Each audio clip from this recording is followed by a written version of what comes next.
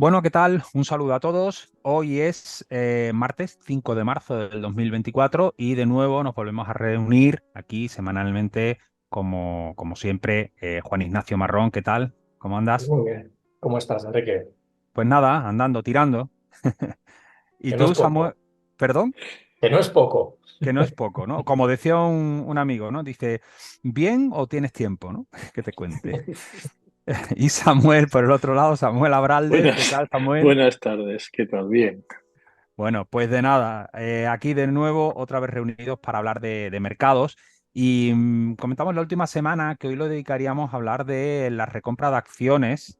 Por lo menos creo que lo comentamos así de pasada, no sé si fue en el grupo privado, pero nos parecía un buen tema, ¿no? Sobre todo a raíz de un informe, un documento interno que había sacado la Fundación de Instituto Español de Analistas Financieros, lo que es la fundación donde Samuel además es profesor y colabora mucho con ellos precisamente sobre los buybacks, la recompra de acciones. Y nos parecía un tema, bueno, muy interesante, ¿no? Eso porque al final hay multitud de empresas cotizadas que tienen como política de distribución del capital la compra de acciones propias, ¿no? Y eso tiene algunas connotaciones, puede tener algunas ventajas, algunos inconvenientes, algunas consecuencias. Entonces, con ese tema de fondo, hoy queríamos hablaros de eso.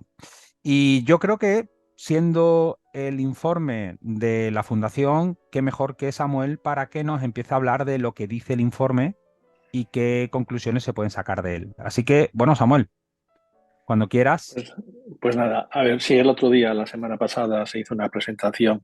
La recompra es un tema que yo creo que incluso con Enrique, tú hace un año y algo estuvimos tratando de una manera más o menos extensa, porque aparece de vez en cuando este tema, ¿no? Ten en cuenta que la recompra de acciones aparentemente no tiene mucho sentido, pero al fin y al cabo lo que vamos a ver es que es un elemento más de gestión dentro del equipo directivo de una empresa, ¿no? Entonces, la semana pasada hubo un informe que lo presentaron dos analistas del Banco de Sabadell y básicamente lo que querían ver era, pues primero, definir qué son las recompras, ¿no? Y la idea del título, del informe era cuando crean valor las recompras de acciones, ¿no? O si realmente crean valor esas recompras de acciones. Así que nada, lo primero que voy a hacer es introducir yo un poquitín el estudio, pues primero ver qué es la definición, ¿no?, de recompra, la creciente importancia de las recompras de acciones, y ya adelanto que se recompran más acciones que se pagan dividendos en el caso de los Estados Unidos, ¿no? No así en Europa, y que es una herramienta evidentemente mixta entre los dos elementos. Y veremos a ver qué elementos hacen que se produzca una recompra o se produzca un pago por dividendos, ¿no? Evidentemente las recompras están en el punto de mira y una de las cosas que ha ocurrido es que Joe Biden lo que hizo fue poner un impuesto, ¿no?, a las empresas que vendiesen. Evidentemente eso tiene un problema, sobre todo para la gente que se queda porque está pagando impuestos sin realmente comerlo ni beberlo. Holanda ha seguido sus pasos y en principio no ha habido ninguno más, pero no se descarta que haya algún país que lo quiera hacer, ¿no? Luego veremos a ver cómo crean valor las empresas y qué condiciones se tienen que dar para crear valor, tanto las compañías no financieras industriales como las compañías financieras. Y luego ya, pues Juan Ignacio seguirá con cómo demuestran los mercados o qué demuestran los mercados, ¿no? Y veréis cosas muy interesantes de las cotizaciones. Y Enrique nos dará una idea de una de las empresas más importantes también en recompras como es Apple, ¿no? O sea que, bueno, vamos a ver y luego analizaremos los pros y los contras de esas recompras. Claro, la primera pregunta que nos tenemos que hacer es eso, ¿qué son las recompras?, ¿no? Y evidentemente, pues una recompra es una tontería, es una adquisición de acciones propias por parte de la misma empresa que lo que hace es utilizar los recursos de esa empresa para comprar acciones. Es decir, vamos a ver exactamente qué parte de los beneficios se destinan a la recompra de acciones, ¿no? Claro, el problema que yo o que veo de primer momento es la primera pregunta que tenemos que hacernos es ¿por qué se compran esas acciones, ¿no? Esas acciones pueden ir a autocartera, y entonces evidentemente en autocartera veremos ahora, pues el siguiente párrafo, qué es lo que se puede hacer, o pueden ir para amortizar simplemente las acciones, es decir, que o nos las podemos quedar o las podemos amortizar, ¿no? Pensad que la forma de recomprarlo los gerentes de las empresas pues pueden ser tanto en mercado abierto como en ofertas de adquisición a precio fijo o subasta, como recompras negociadas de forma privada, como recompra acelerada. Es decir, no hay una única forma de hacer una recompra y evidentemente todo esto se hace con el fin de intentar obtener una de las condiciones que vamos a ver que se tiene que dar para que se produzca la recompra, que es la de un precio bajo, porque si no, no tendría mucho sentido. Ya se le criticó a Meta que hiciese las recompras a precios más altos de lo habitual y además en una época no muy adecuado para ello. O sea que evidentemente pues todo esto tiene que ver, ¿no? Evidentemente, como pongo aquí, que pues, atrae la atención de todos, ¿no? Académicos, reguladores y evidentemente pues lo primero que hay que hacer son estudios y lo primero también que debemos ver es que todos esos estudios que se han hecho, muchos y en muy diferentes lugares, ¿no? Pues arrojan una conclusión y la conclusión es que ninguno es concluyente. ¿Vale? La mayor parte de los casos no es ninguno concluyente. ¿Por qué? Pues porque, aunque luego pongamos los pros y los contras, pero muchos de de los aspectos negativos dice que la gente es que, primero, que no crean valor y otra que es para ayudar al ejecutivo a tener más valor en la empresa con las famosas stock options. Bueno, vale, es una manera de verlo, pero no es exactamente esa, ¿no?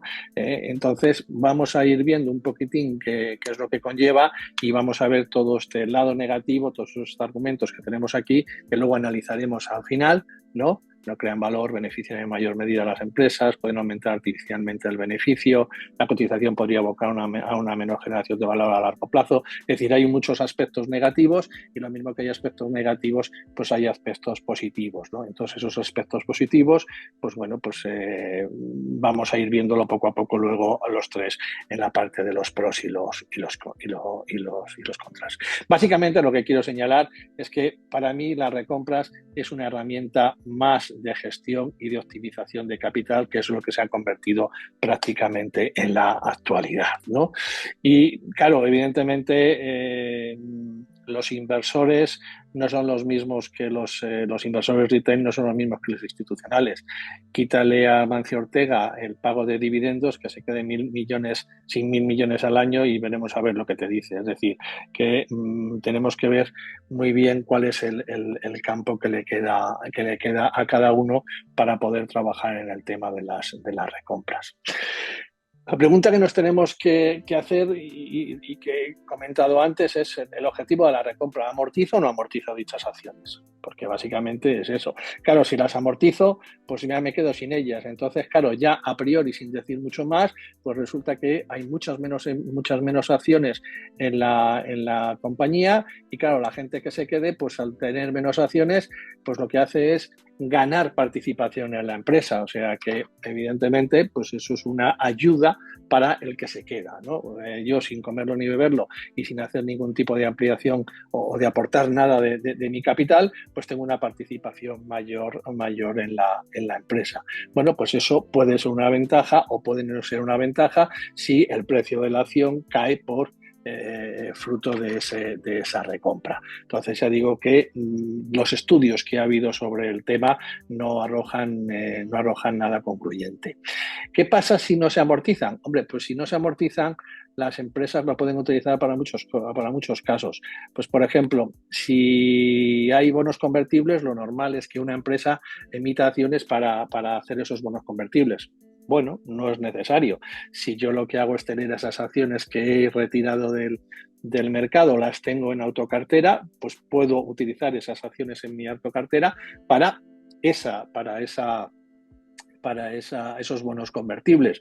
Entonces, claro, si tengo esos bonos convertibles, no hago una emisión de capital, pues lo que hago es no diluir al accionista que se queda. Luego, en cierta forma, es una ventaja para el accionista que se queda porque no diluye capital, por ejemplo, en el caso de los bonos convertibles o la famosa retribución de los stock options, ¿no? Entonces, en Londres hubo un estudio si realmente afectaba estas stock options, y eran los gestores de la empresa, que son los que deciden hacer la recompra, si les iban a beneficiar o no. Y ya digo que con el FTSE 35 se hizo el análisis y no salía nada concluyente de que una recompra fuese a favorecer a los ejecutivos con estas stock options, ¿no?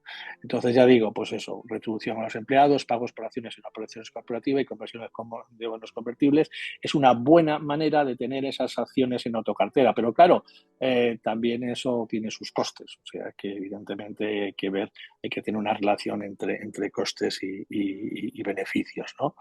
Entonces, lo que evidentemente queda claro es que si se amortizan esas acciones, el que se queda va a tener una mayor participación, y eso puede tener sus ventajas. Y evidentemente que a corto plazo va a tener sus ventajas, pero a medio o largo plazo pues ya no queda tan claro que esas ventajas a priori sean convenientes, ¿no?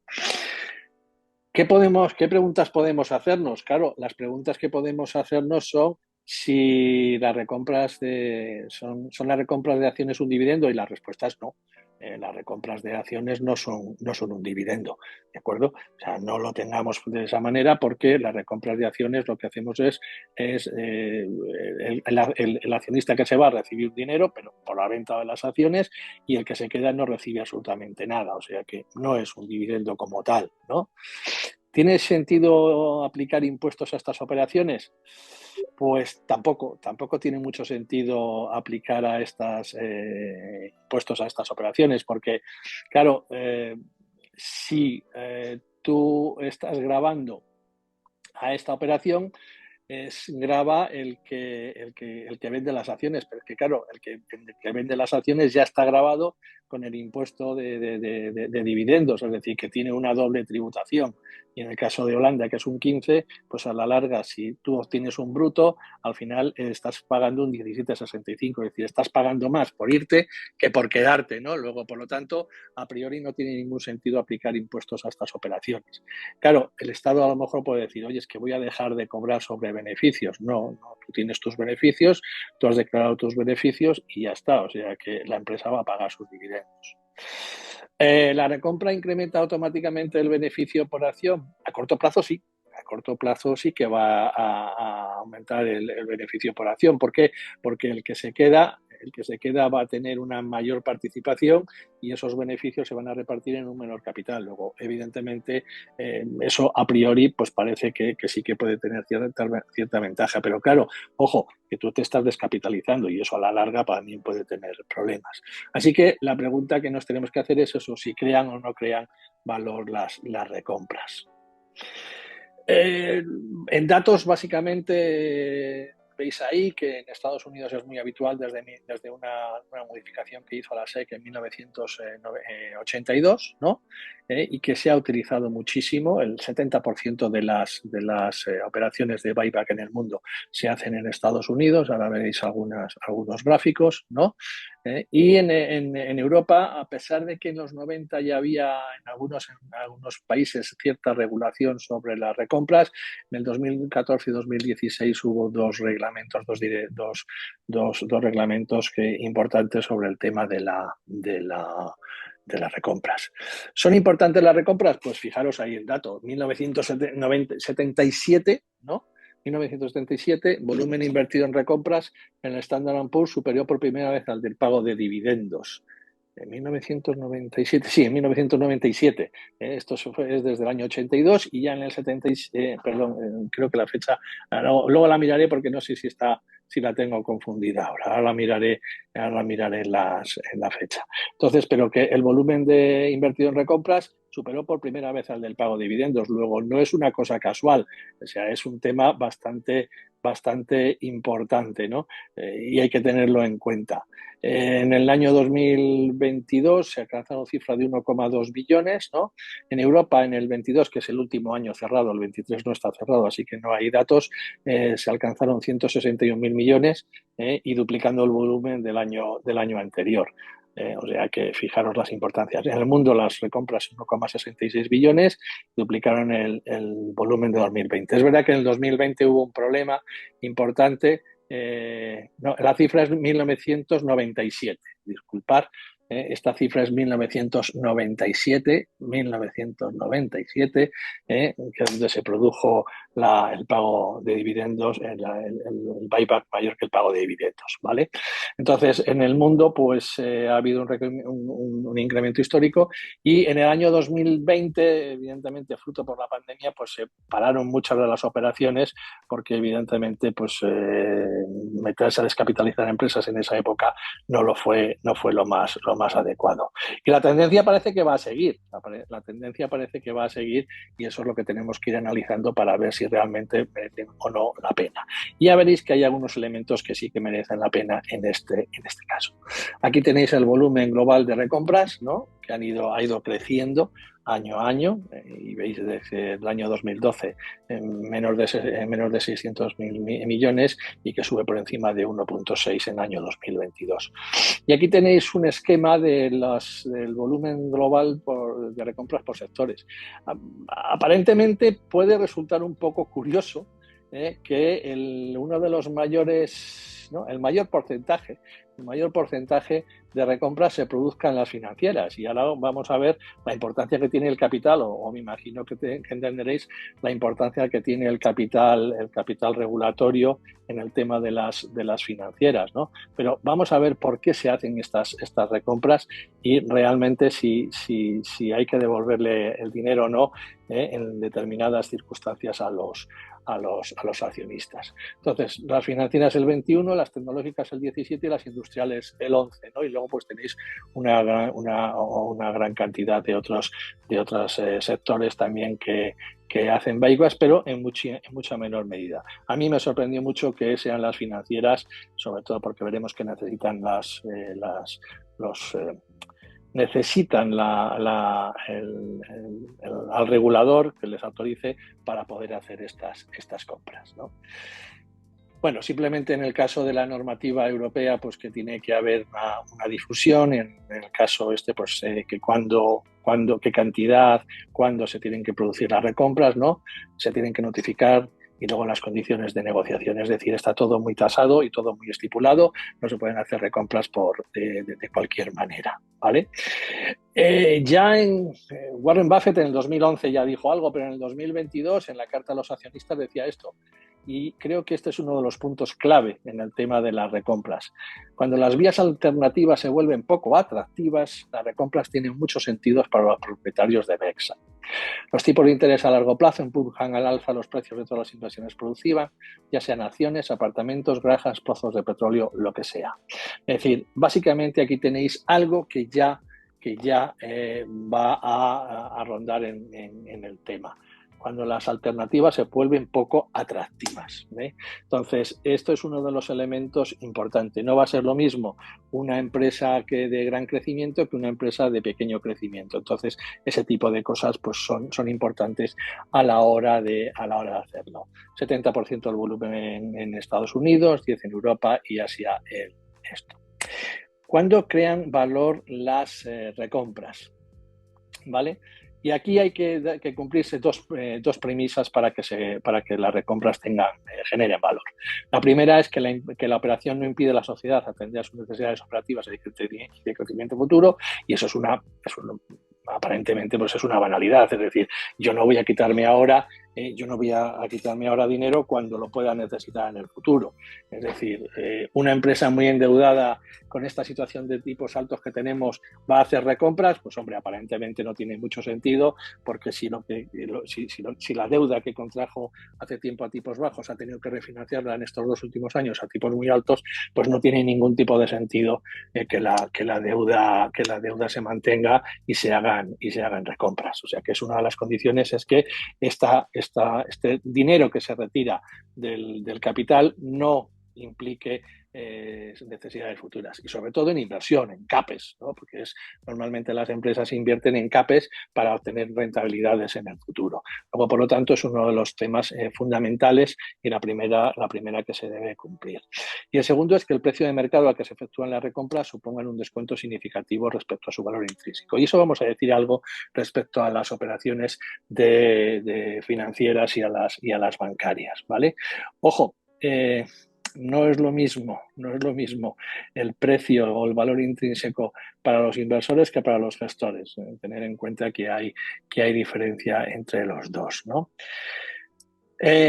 ¿Cuáles son las condiciones? Pues en el caso de las compañías no financieras, sobre todo las industriales, donde los flujos de caja son muy importantes, pues que las acciones coticen por debajo de su valor razonable, ¿no? O sea, eso es una de las cosas que tenemos que fijarnos siempre y en primer lugar a la hora de trabajar con las recompras, ¿no? Y una de las cosas que tenemos que ver es eso. Y luego asegurarse de que la liquidez que vamos a consumir para adquirir las acciones no comprometa la liquidez futura. Me da lo mismo, son dos fundamentales, pero los meto también en una y en la otra, ¿no? ¿Qué es lo que hace una reducción de fondos propios? Pues lo que va a hacer es rebajar el coste de capital, tanto propio como ajeno, ¿no? Y evidentemente el capital más caro es el capital propio, es el cash UE. Entonces también ahí hay que tener en cuenta esos condicionantes para poder trabajar luego con ellos, ¿no? No necesariamente se compran acciones propias porque no existe otra opción de inversión atractiva. Esa es una de las cosas también que son importantes.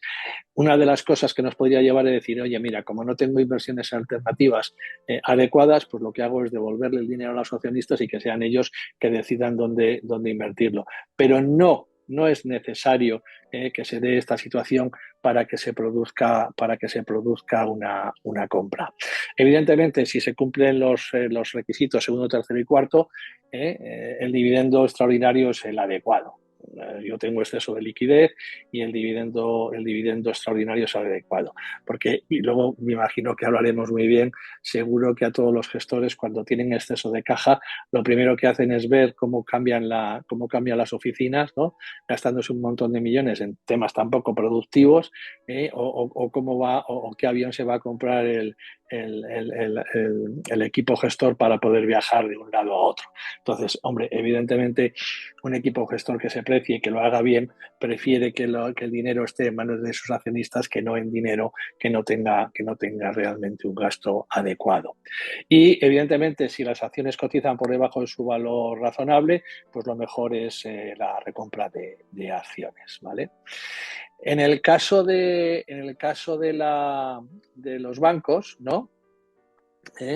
La materia prima, su acceso no es un aspecto limitante. Fijaros que en el caso de los bancos tenemos que tener en cuenta que yo necesito dinero, yo necesito un core, ¿no? Yo necesito un core para poder trabajar, el core capital o el tier 1. Entonces eso evidentemente pues va a venir de una necesidad de que el regulador me haga o me dé el placer para poder trabajar. O sea, el problema que tenemos aquí siempre, y tanto en las industriales como en las del banco, es qué es conocer, o sea, cuál es el valor razonable, ¿no?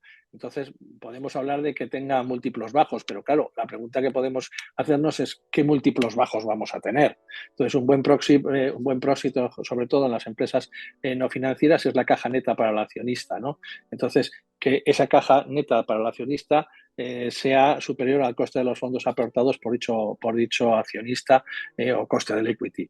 Entonces, eso es un tema importante. El que la recompra no comprometa la liquidez futura, ¿no? Y eso se puede ver de dos formas.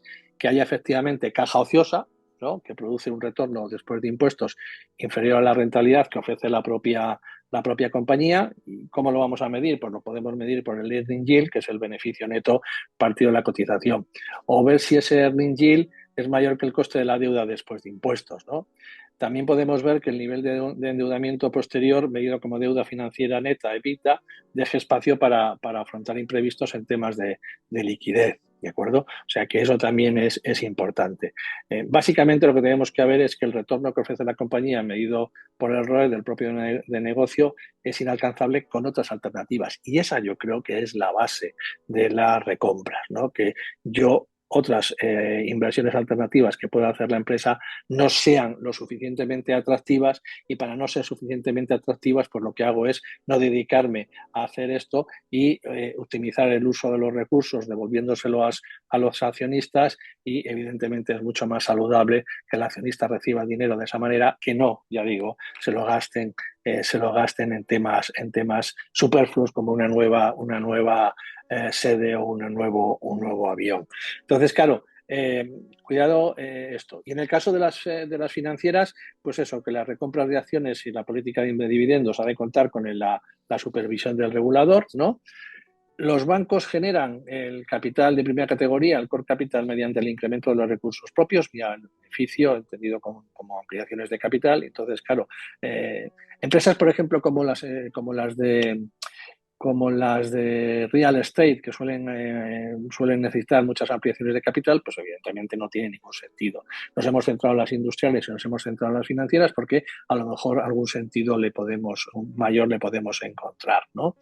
El capital destinado al buyback, y eso es importante, sobre todo también en las empresas financieras y en el resto, es que va a reducir el core equity del capital, ¿no? Así que, evidentemente, yo estoy haciendo una recompra con la condición de que ese capital no se reduzca, porque si se reduce, evidentemente, pues los inversores van a tener, y sobre todo como está pasando ahora con la banca regional estadounidense, y sobre todo lo que ha pasado esta semana con el Banco de Nueva York, que evidentemente un problema con los depósitos, con los créditos en temas inmobiliarios, pues hace tambalear la situación de los mercados. Luego aquí es un tema muy, muy, muy sensible porque es necesario trabajar. Los requisitos, como para todos en las compañías financieras, es eso, que las acciones coticen por debajo de su valor, de su fair value, ¿no? Y claro, el problema, como antes, ¿cuál es la verdadera rentabilidad exigida por los accionistas, ¿no? Que determinen su precio-valor contable justo? Entonces, claro, ¿qué nos fijamos? En el múltiplo precio-evaluación-valor contable, y un precio-valor contable por debajo de 1, ¿qué puede hacer? Pues oye, nos implica una infravaloración. Así que ahí tenemos que tener un trade-off. Es verdad que los autores de este artículo hablan también de este múltiplo precio-valor contable, y ahí no están de acuerdo con esta afirmación de que si está por debajo de 1, pues tienes problemas de infravaloración, ¿no? Lo normal lo sitúan en el 1, y es porque hablan sobre el ROE, el KSUE y el crecimiento, ¿no? Es verdad que hay estudios en Europa que la KSUE exigida por el mercado antes de la crisis financieras estaba entre un 8 y el 11%. Valores por debajo del 8% indicaban riesgo de sobrevaloración, ¿no? Mientras que valores por encima son indicativos de una posible infravaloración, o de que los riesgos que perciba el mercado son elevados, y evidentemente se le va a exigir una mayor rentabilidad y no va a poder hacer esa recompra, ¿vale? Básicamente esto es lo que hay en los datos, ¿no? Y evidentemente hay que tenerlo en cuenta. Otra cosa del negocio bancario es que es un negocio muy apalancado, ¿no? y que un banco tiene el capital suficiente para un repunte súbito de una morosidad. Es decir, no me vale con decir, ahora tengo capital suficiente, estoy con una calidad de capital bueno, pero ¿qué es lo que ocurre si hay un deterioro rápido de la economía y aumenta la morosidad? Los bancos deben tener en cuenta ese tipo de situaciones. Y claro, cuando tú haces una recompra, estás un año antes de volver a generar nuevos beneficios, y si hay un deterioro, has hecho una recompra, no tienes ese capital y aumenta la tasa de mora porque hay una situación de problema en la economía, pues vas a pasarlo mal y en función de eso pues vas a tener problemas, ¿no? Entonces, bueno, básicamente esta es la idea, voy ahora aquí, y básicamente esta es la idea voy a dejar de presentar, y esta es la idea que tenemos de los mercados. Es básicamente lo que estamos haciendo es, se dan una serie de condiciones que se tienen que dar tanto en todos los sectores, y evidentemente lo que vamos a ver luego en los pros y los contras y con todo lo que vemos de los mercados, y si realmente es bueno o no es bueno. Lo adecuado para mí sería una política doble, pero eso ya lo veremos luego más tarde. Bueno, es interesante porque yo creo que lo que se desprende de lo que has comentado es que la política de buybacks al final es una política de distribución del capital y que su idoneidad es un gran depende, ¿no? Al final el equipo directivo con el dinero que va generando la compañía tiene diferentes decisiones que tomar. Uno la podría dejar en caja, ¿no? Por simple seguridad. Eso, por ejemplo, en el COVID se ha visto muy bien, ¿no? Empresas como Inditex que han tenido mucho dinero, pues no han tenido que despedir, etcétera. O sea, puede ser una distribución inteligente del capital. Podrían también refinanciar deuda, por ejemplo, o amortizar deuda, mejor dicho, para quitársela, que eso también genera valor al accionista. Por supuesto. Podrían invertirla en crecimiento orgánico, seguir expandiéndose a nivel interno, para hacer también operaciones de M&A, para crecer de una manera inorgánica, o también para recomprar acciones o repartir dividendos, ¿no? Que sería redistribuir o retribuir al accionista. Entonces, claro, si merece la pena y si es interesante hacer recompras, es un gran depende, ¿no? Depende de la situación de la compañía, del ciclo de vida, de si tiene oportunidades de crecimiento o no, etcétera. Entonces, claro, yo creo que el estudio es interesante porque también intenta hacerse esa pregunta de si merece la pena o no de una manera más agregada, ¿no? Y es lo que yo creo que Juan Ignacio va a intentar dar respuesta ahora con las diapositivas que ha preparado, que vienen también en el propio informe, y también un poco lo que Juan Ignacio opine al respecto. Entonces, yo creo que es el momento, Juan Ignacio, de que compartas diapositivas para ver qué sucede con esta política de recompra de dividendos y de recompra de acciones y, y lo que el estudio concluye. Perfecto. Pues creo que sí, ya se está viendo la presentación, ¿verdad? Eso es. Sí. Vale. Perfecto. Pues fíjate, yo sí quería, en materia de esta cuestión, que es la recompra de acciones, a mí me da la sensación de que es un poco como lo que ocurre con otros temas de la economía. Por ejemplo, cuando se dice, no, es que subir impuestos implica aumentar la recaudación, o están los que creen que es justo lo contrario, bajar impuestos aumenta la recaudación. Aquí es un poco lo parecido. ¿Las recompras crean valor o no crean valor? Y yo creo que es una pregunta que está mal hecha, igual que la de los impuestos. La cuestión es en qué condiciones crea valor o no crea valor, en qué condiciones una bajada de impuestos aumenta la recaudación, o en qué condiciones una bajada de impuestos reduce la recaudación fiscal, ¿no? Entonces, muchas veces yo creo que el plantear mal la pregunta hace que se llegue también a conclusiones probablemente erróneas, o al menos que te llevan a una respuesta parcial del problema. Yo creo que cómo plantean los autores el trabajo está muy bien, porque trabajan precisamente en las condiciones que deben darse para que haya una creación de valor para la empresa y, por tanto, también para el accionista. Cuestión diferente es si crear valor para la compañía y para el accionista también lo genera para los directivos, porque muchas veces hay un conflicto de intereses, una situación de moral hazard entre lo que le interesa al directivo frente a lo que le interesa al accionista. Es verdad que, como estaba diciendo Samuel, no hay una demostración empírica que pruebe que efectivamente los directivos hacen un mal uso de los programas de recompras de acciones en su propio beneficio y en contra de los accionistas, pero el riesgo existe. Y yo creo que eso siempre hay que tener en cuenta, que un mal equipo directivo, una mala gestión, pues con un programa de recompras de este tipo, probablemente hace que el accionista esté más desprotegido que con un programa clásico de reparto de dividendos. Pero eso no es una condición que haga que los programas de recompras de acciones sean malos per se, simplemente es un elemento más de riesgo que hay que contar y que, bueno, pues como accionista, si estás en esa posición, debes tener en cuenta. Dicho esto, yo creo que hay que analizar dos cuestiones en cuanto al efecto de los programas de recompras. Y hay que separarlo en dos ámbitos distintos. El anuncio de los programas de recompras y las recompras en sí de acciones, porque son dos cosas distintas. Estoy poniendo la fuente de los distintos estudios que estoy considerando. Que es un estudio al que hace referencia precisamente el que Samuel estaba diciendo, que es un trabajo de María Gutiérrez Urteaga y de Maribel Sáez Lacabe, y que se publica en el último boletín de octubre del 2023 de la CNMV, analizan el efecto de los anuncios de los programas de recompras.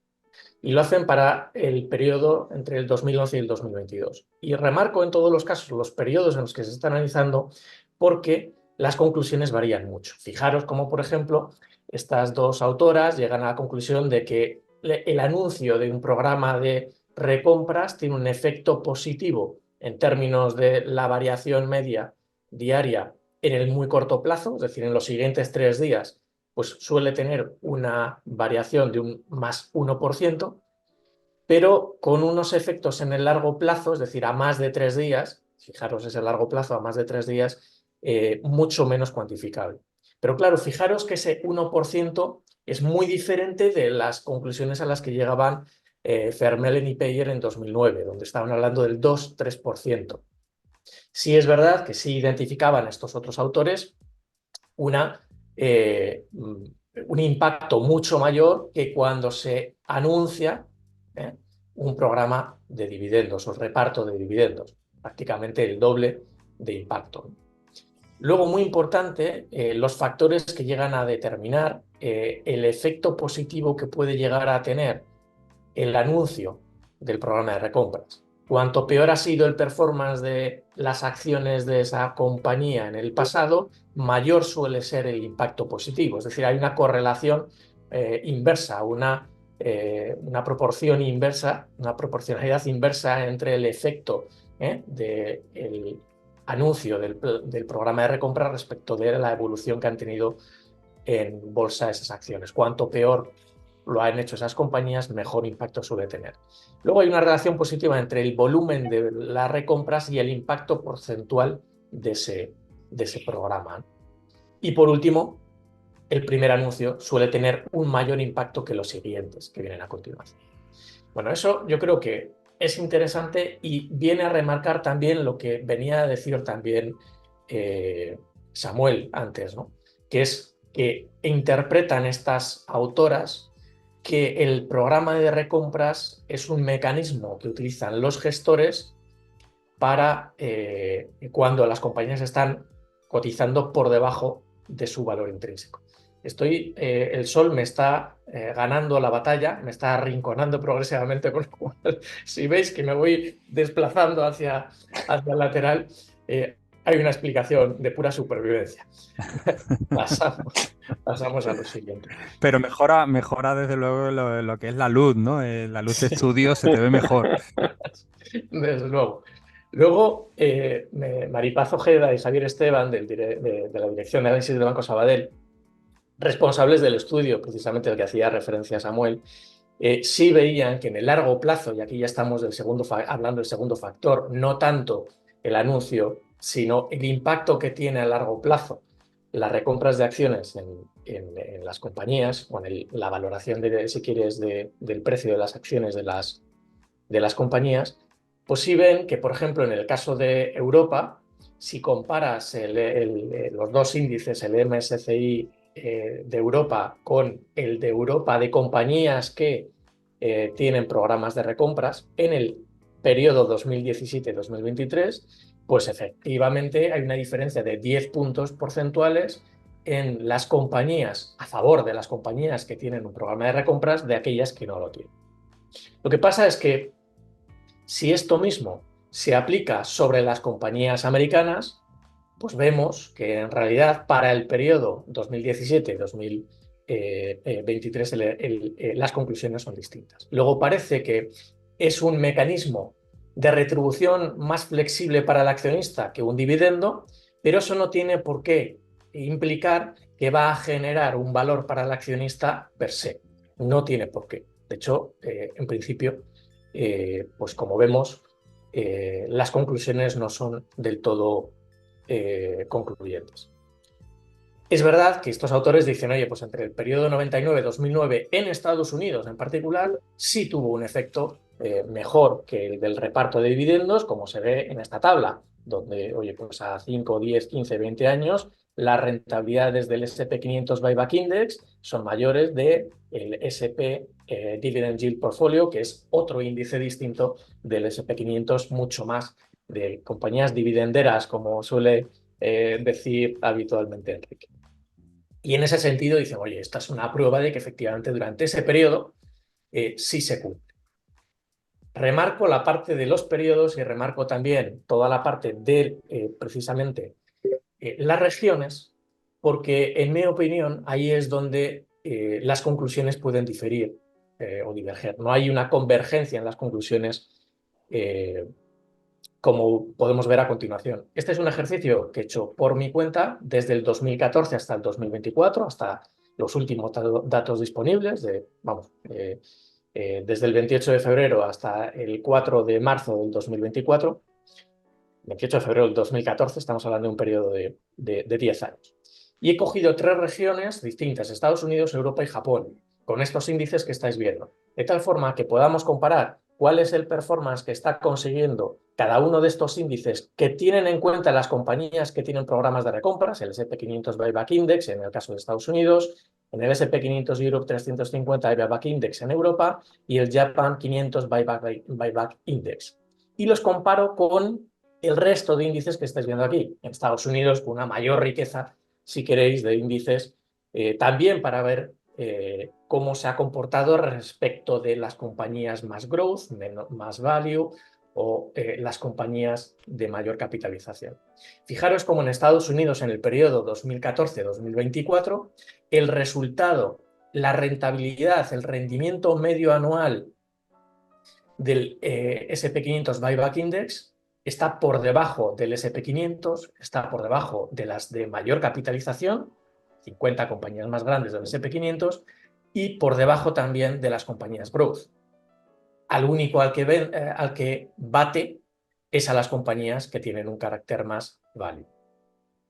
Pero fijaros cómo, a pesar de ello, en 8 de esos 10 años, la rentabilidad que ha conseguido este índice, teóricamente, era superior al del S&P 500. Pero claro, lo está batiendo en unas cantidades relativamente pequeñas, en periodos muy concretos, pero que de forma agregada no compensa en este periodo en términos de rentabilidad anualizada de estos dos índices, S&P 500 11,9, S&P 500 Buyback Index 10,6.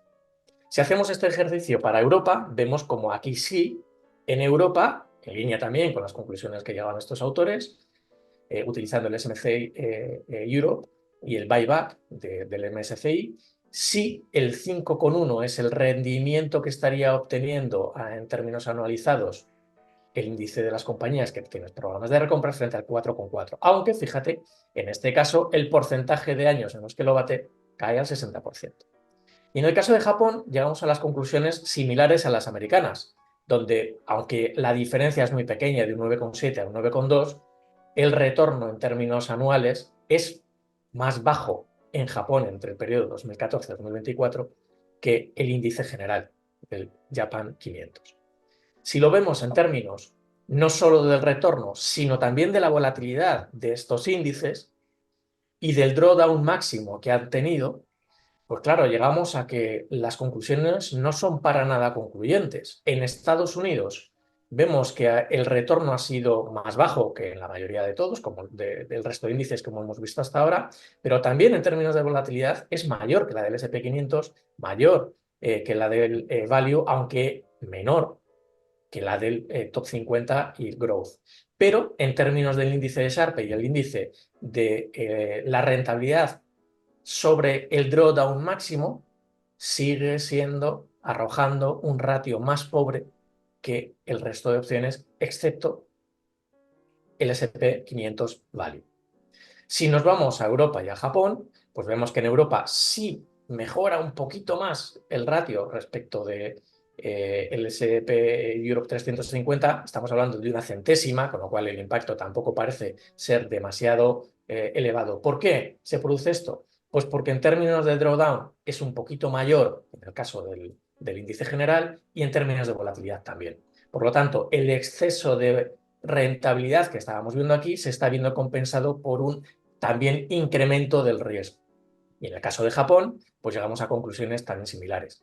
En este caso, la volatilidad es un poquito menor, pero en términos de los ratios de Sharpe y de ROMAD, la rentabilidad sobre el drawdown máximo, pues como vemos, tampoco son muy diferentes y en todo caso no juegan a favor de los programas de recompras.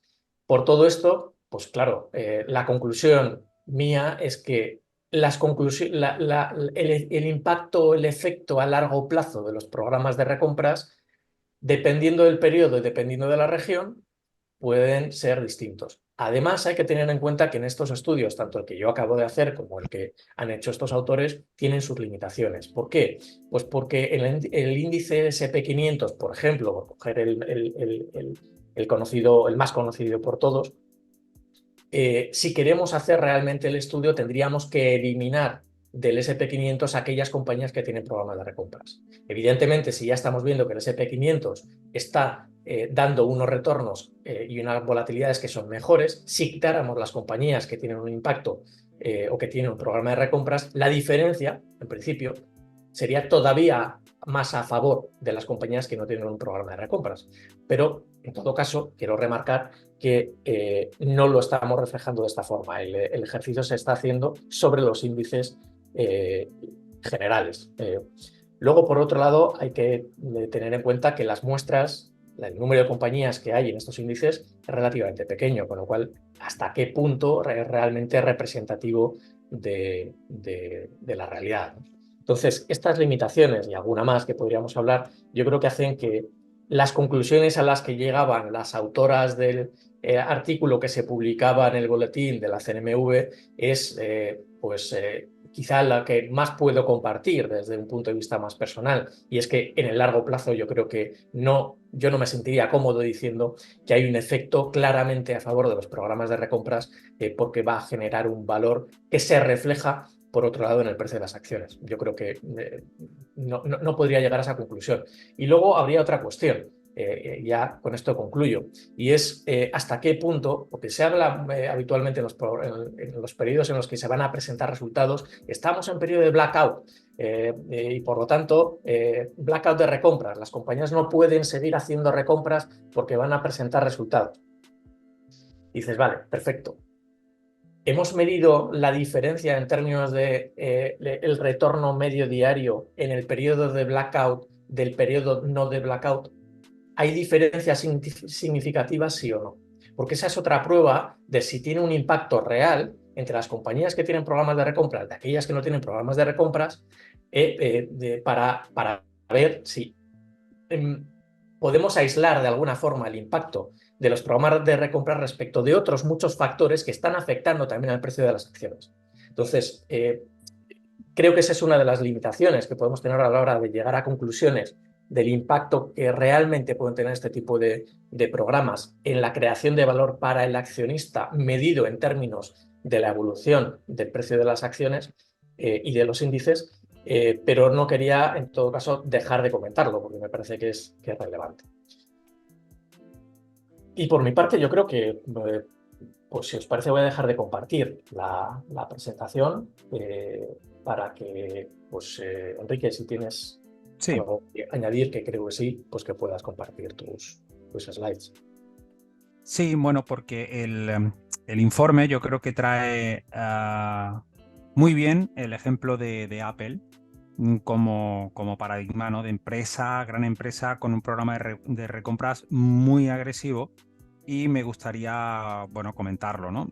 Antes de mostrar algunos números de Apple y comentar alguna cosa que creo que puede estar bien y es interesante, permitidme que comparta, ahora se debería ver en pantalla. Este es un esquema del profesor Damodaran sobre los diferentes ciclos de vida que puede tener una compañía, ¿no? Entonces, básicamente lo que expresa este dibujo, este diagrama, es que una empresa puede estar en una fase de startup, que es cuando comienza y todavía no tiene un producto viable y empieza a desarrollarlo. Puede estar en una fase un poco más de crecimiento joven, luego ya habla de una tercera fase que sería de un amplio crecimiento, luego de una fase de maduración pero con crecimiento, luego una fase madura estable y luego una fase de declive, ¿no? O de caída. Entonces lo que se entiende es, al final, el ciclo de vida de la empresa, que cuando empieza, normalmente la compañía pues suele tener flujos de caja negativos, suele tener también beneficios netos negativos, y las ventas pues en principio están pues inexistentes o desde luego son bajas. A medida que empieza el crecimiento, empiezan los revenues a crecer de manera importante, también por supuesto el flujo de caja, los beneficios, así hasta que llegamos a una fase madura donde ya ese crecimiento de los revenue de las ventas empieza poco a poco a aplanarse, hasta que en el momento de declive pues empieza a caer. Bueno, este ciclo de vida de la empresa es interesante para entender que normalmente las compañías que empiezan a implementar programas de pago de dividendos o de recompra de acciones, lo que sería retribuir a los accionistas, suele aparecer cuando estamos en una fase de fase madura de crecimiento, que lo llama mature growth, o una fase más estable de maduración, ¿no? O incluso una fase de declive o de caída, donde ya la empresa no tiene grandes oportunidades. Esto es fácil de entender, porque cuando una empresa está en crecimiento, normalmente el dinero que va a ir consiguiendo lo va a tener que reinvertir en el propio negocio. Por lo tanto, ese dinero que va generando, ¿para qué lo va a repartir a los accionistas? Ya sea vía dividendos o vía recompras, y lo debe reinvertir en el negocio para seguir creciendo. Cuando ya la empresa empieza a estar en una fase mucho más madura y ya las oportunidades de reinversión son mucho más bajas, ahí es cuando la empresa tiene un problema. ¿Qué hago con el dinero? No tengo oportunidades, por lo tanto, qué mejor que dárselo a mis accionistas y retribuirles. Y ahí está la opción de los dividendos o de las recompras. Que las recompras también, como no tiene ese peaje fiscal, permite que el accionista pues, pueda posponer de alguna manera el pago de impuestos y pueda capitalizar el dinero de una manera más importante, ¿no? Este cuadro también es de Damodaran, y lo que viene a mostrar es que aquellas empresas que están en el decil de vida más antiguo, vemos ahí las que están en el oldest, es decir, las empresas más viejas, son las que normalmente, voy a intentar dibujar aquí para que se vea bien lo que estoy dibujando, son las que destinan más dinero para el pago de dividendos y la recompra de acciones. Mientras que las empresas más jóvenes, las que están en los deciles más jóvenes, suelen destinar menos dinero al pago de dividendos que a la recompra de acciones comparado con las mayores, ¿no? Claro, esto le pasa a Apple. Apple es como digo, un buen ejemplo, muy paradigmático de lo que es el programa de recompra de acciones, porque a partir del 2013, voy a intentar compartir esta pantalla que se ve muy bien, a partir del año 2013, también muy incentivado, ¿no?, por Carl Icahn, el famoso inversor activista de Estados Unidos, norteamericano, intensificó de una manera muy importante el programa de recompras, ¿vale? Aquí estamos hablando que desde el 2000 y pico al 2012, de hecho, Apple diluía un poquito al accionista porque tenía una emisión neta de acciones, y a partir del 2013 cambia. ¿Y por qué? Porque desde mi punto de vista, y yo creo que es así, y sigue teniendo un gran negocio con una gran generación de caja, pero ya los crecimientos que tuvo en la época del iPod y del iPhone, de doble dígito y tal, que podía asemejarse más a una empresa en fase de, no tanto de startup, pero sí desde luego de crecimiento, siendo muy joven, empieza a estar ya en una fase más madura. Y ahí es donde se empieza a tener el problema. Genera mucho dinero, genera mucha caja, pero las posibilidades de reinversión son menores. Y ahí es donde aparece Carl Icahn, que de una manera activista tenía una posición importante en Apple, la incrementa en 2013 aún más y de hecho tiene una cena con Tim Cook donde intenta persuadirle para que intensifiquen de manera muy importante el programa de recompras de la compañía, intentando argumentarle que había dinero suficiente para atender todas las necesidades de reinversión, de capital y de la propia compañía y por lo tanto con todo ese dinero ocioso, qué mejor que hacer recompra de acciones cuando además la empresa objetivamente estaba muy barata. El mercado en aquella época, en 2013, estaba a PER 14, si no recuerdo mal, y Apple estaba todavía a un PER menor, creo que era 8 o 9, según relata Carl Icahn. Esto es interesante porque Icahn hace en su página web, en Icahn Enterprises, una serie de cartas abiertas, tanto a Tim Cook como al Consejo de la Administración como a los accionistas, donde intenta argumentar esta necesidad de que Apple haga ese programa, intensifique el programa de recompra de acciones. Lo que estamos viendo aquí es lo que destina Apple año a año, hasta el 2023, para recomprar sus propias acciones. Pasamos de 22.000 millones en 2013 a los 76.000 millones destinados en 2023 para la recompra de acciones. Para el que quiera, bueno, ver qué empresas o dónde averiguar si una empresa está realizando programa de recompra de acciones o no, yo creo que hay dos sitios que son muy fáciles de ver, ¿no? Por una parte sería el dato de número promedio de acciones diluidas, que normalmente esa información viene no tanto en la cuenta de pérdidas y ganancias, pero sí, por ejemplo, en páginas web como Ticker, otro tipo de páginas web de agregadores de datos financieros. Normalmente en la pestaña de cuenta de pérdidas y ganancias, por ahí al final normalmente suele venir la información del número promedio de acciones diluidas. Es importante que sean diluidas, porque las acciones ordinarias, normalmente las básicas, simplemente dan la información del número de acciones que hay promedio en un ejercicio para una compañía. Pero las diluidas incluyen además todas aquellas acciones que son susceptibles de crear o de destruir. Básicamente cuando hay programas de stock options para la remuneración de los empleados claves de la compañía. Si la empresa ya sabe que va a haber una serie de acciones que va a tener que emitir para pagar, por ejemplo, a sus directivos, pues las tiene que incluir en esa información. Por lo tanto, deberíamos fijarnos en ese dato. Si vemos que el número promedio de acciones diluidas va cayendo, es un claro ejemplo de que la empresa está realizando un programa de recompra de acciones.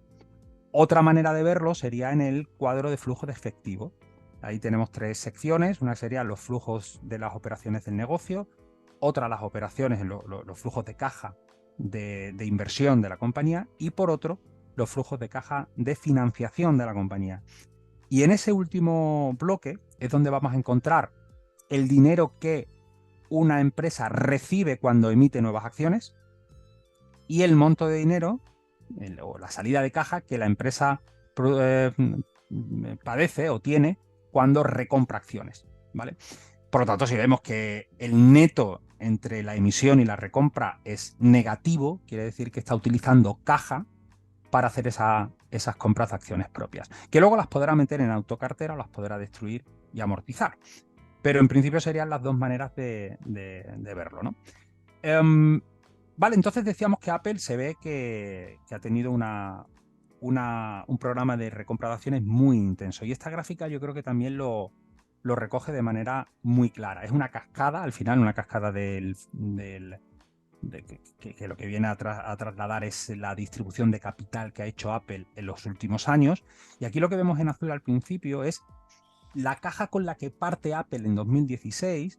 Vemos que parte de una caja de unos 70.000 millones de dólares, más otros 170.000 millones que son en activos financieros que tiene la compañía. O sea, podríamos decir que en 2016 Apple tenía una caja, un dinero en el banco y en acciones y en títulos de valor de más de 200.000 millones. Bueno, a eso le tendríamos que añadir toda la caja que genera Apple desde el 2017 al 2022 por sus operaciones ordinarias, por vender iPhones.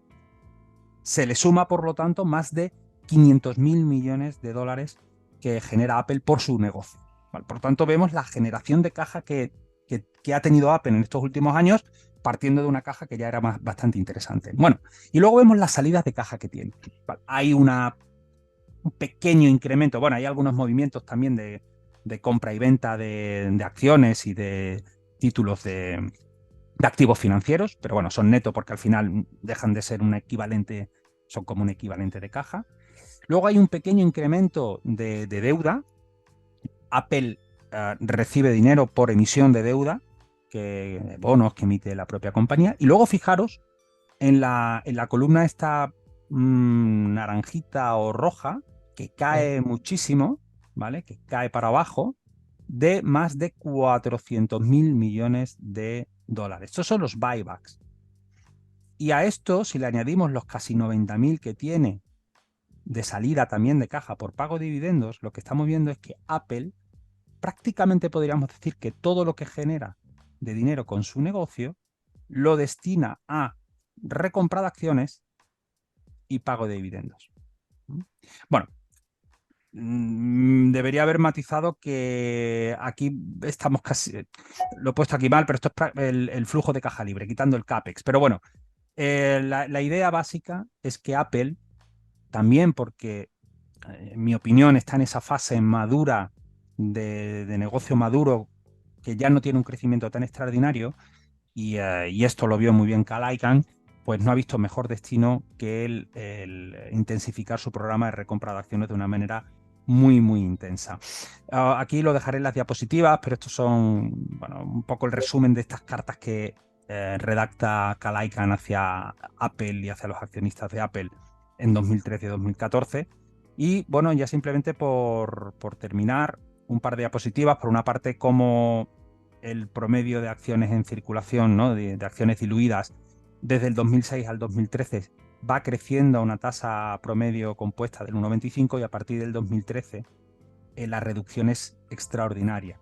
Es un promedio de casi el 5% anual compuesto. Por tanto, ahí se ve que la participación de los accionistas antiguos pues cada vez es mayor, precisamente por este efecto de recompra de acciones de la compañía. Y como también apuntaba Samuel al principio, esto tiene un efecto en los beneficios por acción de la empresa, ¿no? Y que además debe tener una cierta armonía con la evolución del precio de cotización. Lo que estamos viendo arriba es el precio de cotización de Apple, que ha tenido una revalorización, como todos conocemos, extraordinaria en los últimos años, en las últimas 2 décadas, y el beneficio por acción no podía ser menos, y tiene también un incremento o un crecimiento extraordinario en la misma línea, ¿no? Como no podía ser de otra manera. Y luego ya por último, permitidme, con esto termino y luego ya pasamos un poquito a dar nuestra opinión sobre todo esto. Claro, hemos visto que el programa de recompra de acciones en sí no parece que sea un elemento decisivo o un factor decisivo para que aporte premium, ¿no? que pueda generar alfa con respecto al mercado, ¿no? Con respecto a la capitalización de mercado, ¿no? Entendido el mercado como capitalización, ¿no? Como market cap. Pero aún así podría ser un elemento como screener para encontrar empresas que estén dentro de esa dinámica, ¿no? ¿Por qué no? Podemos encontrar Apple. Bueno, pues si aquí lo que yo he hecho en esta pantalla es un simple screener, un simple ranqueo de las empresas norteamericanas que cumplen 3 condiciones. Por una parte, que tienen un alto ROIC, una alta rentabilidad sobre el capital empleado, es decir, son muy rentables. Por otra, tienen un precio relativamente bajo, tienen un PER bajo. Realmente he utilizado la ratio EV/EBIT, que es la que utiliza Greenblatt en su fórmula mágica, pero es básicamente como el PER. Y luego el CAR que ha tenido de reducción de acciones en los últimos 5 años. Entonces ahí, bueno, nos sale un listado de empresas de compañías que en principio son buenas porque tienen alta rentabilidad sobre el capital, en principio están relativamente baratas y además han tenido un programa de recompra de acciones bastante intenso. Ahí encontramos nombres como HP, por ejemplo. Tenemos por ahí también AutoZone, que es una de estas compañías que también tienen un programa de recompras extraordinario. Tenemos VeriSign. Bueno, en fin, esto es simplemente una idea. Se podrían utilizar muchas ideas a partir de aquí. Podríamos buscar compañías que hayan tenido dilución de acciones, por ejemplo, hasta hace un ejercicio, y que veamos que ahora están haciendo un cambio de timón, un giro, y que empiezan a hacer, por ejemplo, un programa de recompra de acciones. Ya digo, esto al final es como una fuente de ideas para luego de aquí hacer análisis ulteriores que puedan darnos cualquier otro tipo de información, ¿no? Pero bueno, no deja de ser desde luego un elemento interesante que está ahí, que empresas como Apple, desde luego, yo creo que son claras, ¿no? Con estos programas de recompra de acciones y que en este caso yo sí que creo que ha sido una buena decisión de gestión de capital por parte de Tim Cook, del Consejo de Administración, ¿no? De dirección de la compañía. Yo creo que sí, porque se le ha criticado a Apple mucho de si podía haber utilizado el dinero para comprar otras compañías o para crecer de manera interna o con otros nuevos productos, pero no es tan sencillo. No es tan sencillo. Y si no sabes qué hacer, pues la opción de dárselo al accionista creo que es interesante. Y en ese sentido, las recompras de acciones yo creo que son un poquito más eficientes que los dividendos. ¿Vale? El efecto fiscal está ahí, sin duda, aunque ahora, como también mencionaba Samuel, el gobierno norteamericano ha implementado un impuesto de un 1% que recae sobre la compañía, pero quieren incrementarlo al 4%, si no estoy equivocado. Por lo tanto, veremos porque si lo sube al 4%, a lo mejor luego, bueno, desde luego desincentiva los programas, o esa es la idea, ¿no? Que desincentive los programas de recompra, pero también puede afectar también a lo que percibe el inversor, ¿no?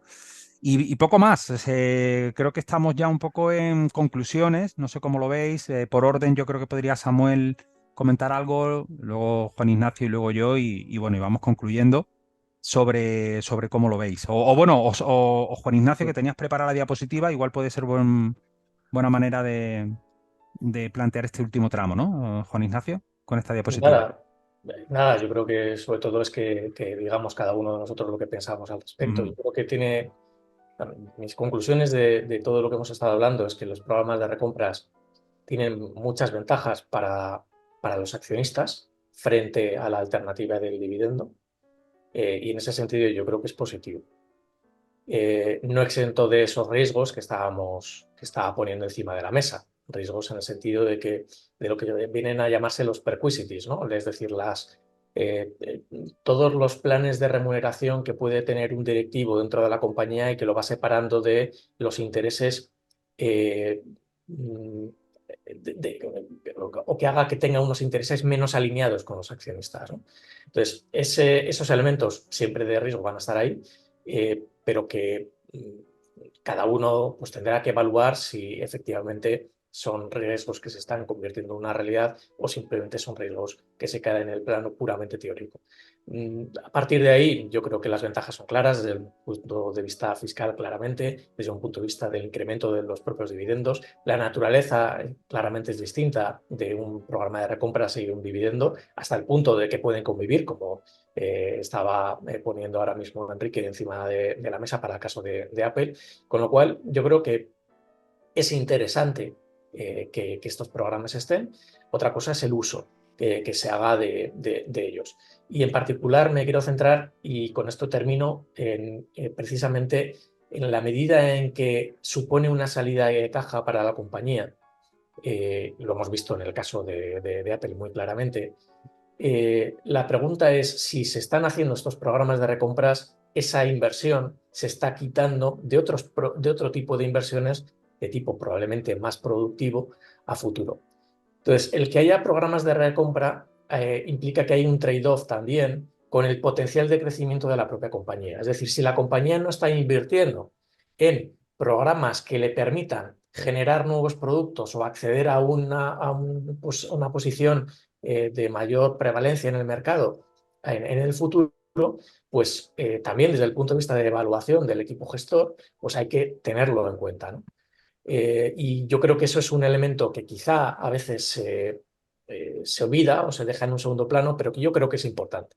Es decir, evaluar las inversiones productivas del negocio a futuro como primera alternativa, que no deja de ser la continuación del proyecto empresarial para los próximos años, creo que debe ser el primer elemento a considerar antes de evaluar otras alternativas de inversión por parte de la compañía.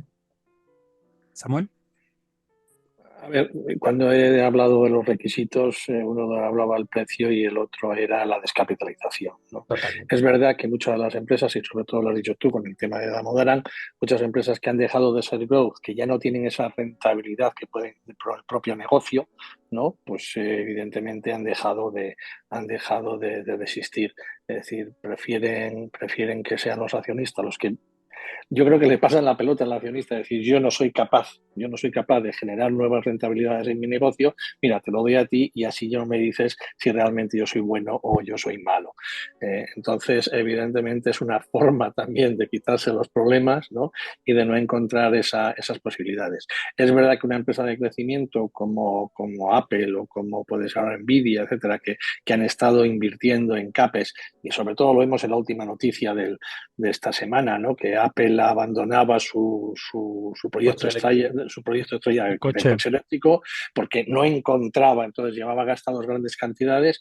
Es decir, en ese caso Apple no ha olvidado su CAPEX, es decir, ha seguido creciendo, ha seguido comprando, pero evidentemente llega un momento en que ya no puede encontrar otras alternativas de poder obtener esas rentabilidades que ha estado ofreciendo hasta el momento. Evidentemente sigue teniendo mucha caja Apple, ¿no? A pesar de estar 600.000 millones, como alguno podría decir, ha fundido, pero no, simplemente es una forma de decir, yo soy incapaz de con mi propio negocio dar mayores rentabilidades, pues oye, adelante y a ver tú si encuentras algo y mejor que esté el dinero fuera que no en mi caso. Porque evidentemente lo que os decía, que si está el dinero ocioso, una de las ideas que pueden tener los gestores es empezar a gastarlo en tonterías y ahí sí que los accionistas evidentemente pues hablarían mal de los gestores. Entonces es una herramienta más de gestión, es una herramienta de gestión no para gestores malos, al contrario, las empresas que hacen buyback suelen estar muy bien gestionadas, ¿no? Lo que me sorprende que en Europa sean más las financieras y es verdad que hablamos del exceso de liquidez que pueda tener la banca y por eso no retribuyeron los depósitos, etcétera. Entonces es una forma también de quitarse y decir, mira, yo ya no tengo tanta liquidez, yo me dedico a mi negocio y que la gente no se meta conmigo y yo voy a lo mío, ¿no? Entonces, es una buena forma de gestión, pero como decía antes, dudo que el señor Amancio Ortega dejar de recibir 1.000 millones todos los años no le haga mucha gracia. Es decir, yo lo que creo que es mira, yo tengo ahí mi dinero y ya está. Un buen trade-off entre programa de recompras y dividendos pues puede ser adecuado.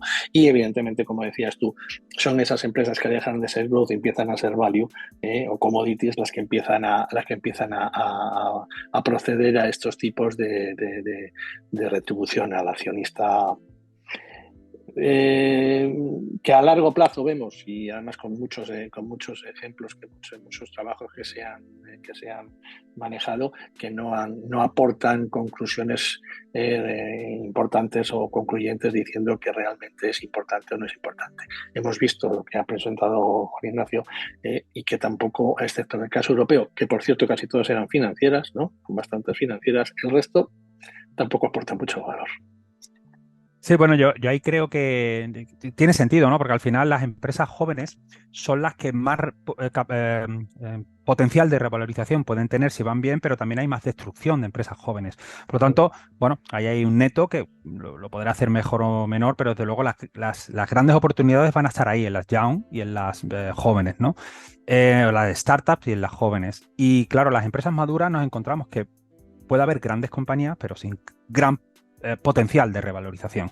Por eso al final en agregados no aporta un premium, no aporta tampoco un valor extraordinario y se queda más o menos junto con el resto del mercado, ¿no? Una cosa quita la otra y al final se netea y básicamente pues es lo mismo. Eso no quita que pueda haber excepciones como Apple y tal que puedan ser interesantes, ¿no? Yo por terminar me he apuntado aquí como 4 conclusiones, ¿no? A ver, cosas positivas que yo veo de los dividendos. Hay muchas más, pero estas han sido un poco las que he tenido por ahí. A ver, yo creo que los dividendos tienen un efecto psicológico muy positivo, que es el efecto de la gratificación, de la recompensa. Es decir, para muchísimos inversores, el simplemente tener la sensación de que recibes algo y que esa recompensa la tienes en tu caja y en tu dinero, eso es muy satisfactorio. No quiero decir que sea eficiente a nivel financiero, porque no tiene por qué serlo. Las recompras parece que son más eficientes, pero las recompras tienen el problema que puedes pagarte tú el dividendo, pero ya eres tú el que tienes que vender la acción. Y vender no es tan sencillo. Vienen las emociones, te puedes equivocar, puedes tener ambición y al final salirte mal. Si alguien toma la decisión de salirse y darte el dinero, igual no es mala idea, ¿no? Los dividendos también son bastante resilientes a la inflación y a los vaivenes de los ciclos económicos. Es decir, una empresa, que eso también puede ser un lado malo, ¿no? Una empresa cuando empieza a pagar dividendos es muy difícil que los recorte, porque si además tiene una gran trayectoria de pago de dividendos y dividendos crecientes, la mayoría de tus inversores van a querer eso. Si lo recortas, puede ser un efecto muy negativo en el precio de tus acciones. Muchísima gente va a vender y eso se puede ver reflejado. Por lo tanto, claro, si la empresa consigue superar ese momento de crisis, fantástico, porque tú como accionista habrás seguido recibiendo un dividendo que a lo mejor no se ha revalorizado al mismo ritmo de la inflación, pero no se te ha recortado. En cambio, los programas de recompra sí que se pueden recortar de una manera más rápida y eso el informe además lo dice, ¿no? Y luego lo ha comentado Samuel y yo creo que es importante también y es a favor de los dividendos. Una empresa pasa como en una familia, ¿no? Como un hijo que gasta demasiado. Cuanto más dinero tienes, ocioso, peores decisiones vas a tomar. Eh, Tienes ahí, no sabes lo que hacer, te metes en aventuras que no sabes por dónde van a ir y peor. Bueno, pues mejor dámelo como accionista y yo ya veré lo que hago. Es difícil generalizar, ¿no? Pero esos incentivos también están ahí y hay algún estudio que lo pone de manifiesto. Y poco más. Probablemente mi resumen es que no hay nada que sea mejor que otra cosa per se, sino un gran depende, ¿no? Pero, pero el entenderlo, el mecanismo y lo que influye en el valor de la compañía y por lo tanto en el valor de en el valor que se crea para los accionistas es importante a la hora de analizar una empresa y saber si, bueno, pues lo que está haciendo ese programa de recompra de acciones es más o menos interesante y está mejor ejecutado o peor ejecutado. Exacto. Mm. Bueno, yo por mi parte poco más, como lo veis, hemos estado como siempre los 20 minutos que dijimos al principio. Sí, efectivamente. Nos hemos ajustado perfectamente al timing programado. Vale, yo 20 me quedo minutos con esto cada uno, último. como es lógico.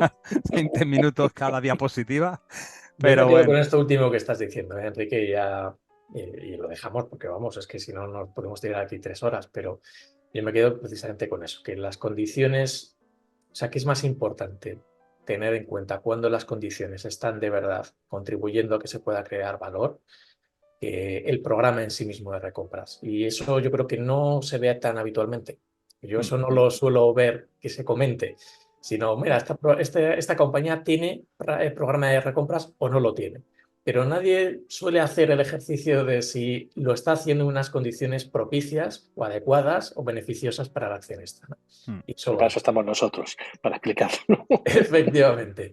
Entonces yo creo que simplemente el hecho de que pongamos de manifiesto que hay condiciones en las que puede ser adecuado y otras en las que quizá no sea tan adecuado y transmitirlo a la gente, creo que ya con eso, bueno, estamos aportando algo diferente o algo que además yo creo que es importante. es que además en eso ya termino, pero es que salen cosas.